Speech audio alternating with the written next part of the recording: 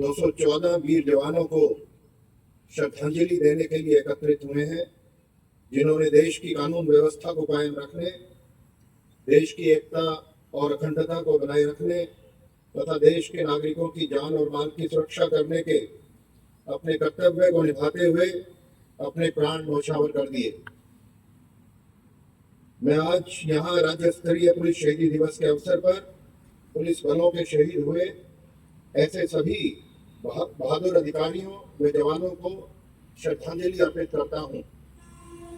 आज का दिन न केवल हरियाणा पुलिस के लिए बल्कि समस्त भारतीय पुलिस के लिए एक प्रेरणादायक दिवस है, जो हमें याद दिलाता है उन बहादुर और जांबाज पुलिस जवानों और अधिकारियों की, जिन्होंने अपने अपने देश और देश व सीमाओं पर देश की सुरक्षा हेतु कानून और व्यवस्था को बरकरार रखने के लिए अपने अमूल्य प्राणों का बलिदान किया है।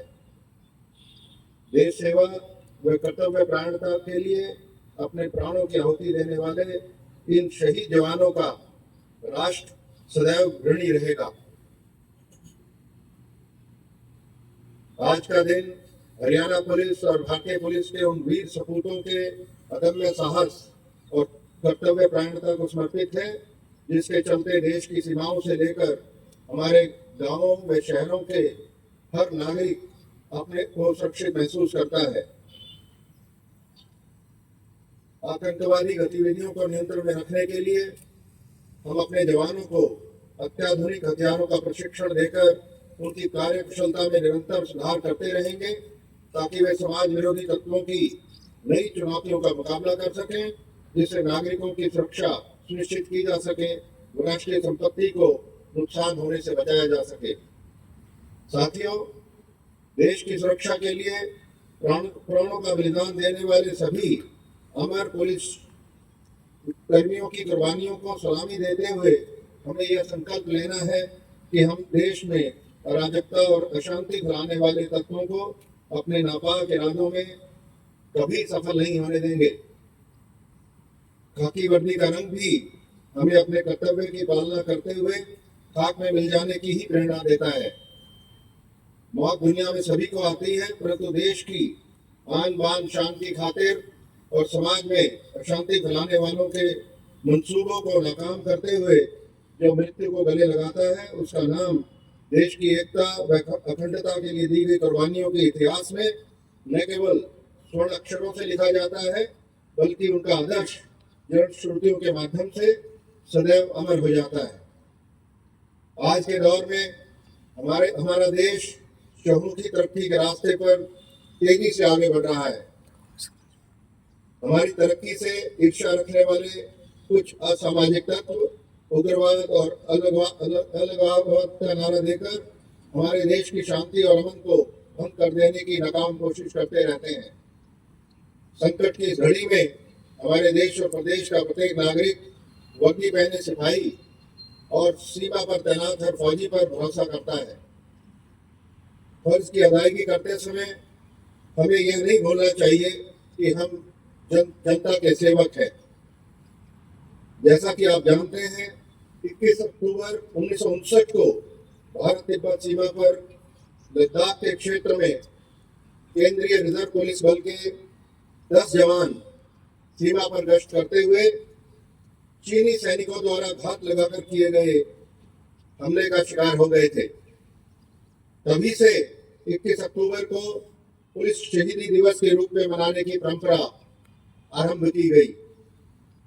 इन वीर सपूतों की कर्मभूमि कश्मीर की पहाड़ियों से लेकर नागालैंड और मणिपुर के घने जंगलों व चंबल के पेड़ों से लेकर कच्छ के रण तक रही है।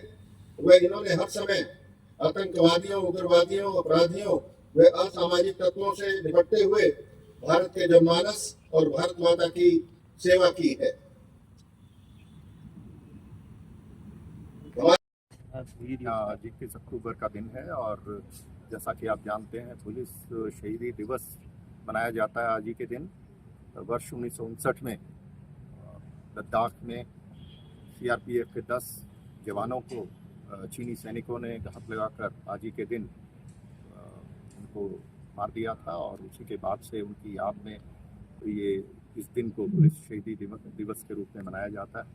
और जो पिछले पूरे साल में शहीद हुए सभी पूरे देश में जो शहीद होते हैं पुलिस जवान और अधिकारी, उन सभी को आज के दिन याद किया जाता है, उनको श्रद्धांजलि दी जाती है। तो पिछले वर्ष 1 सितंबर 2023 से लेकर 31 अगस्त 2024 के बीच में ऐसे 214 पुलिस अधिकारी एवं कर्मचारी हमारे जो शहीद हुए पूरे देश के अंदर, उन सभी के नाम पढ़े गए आज।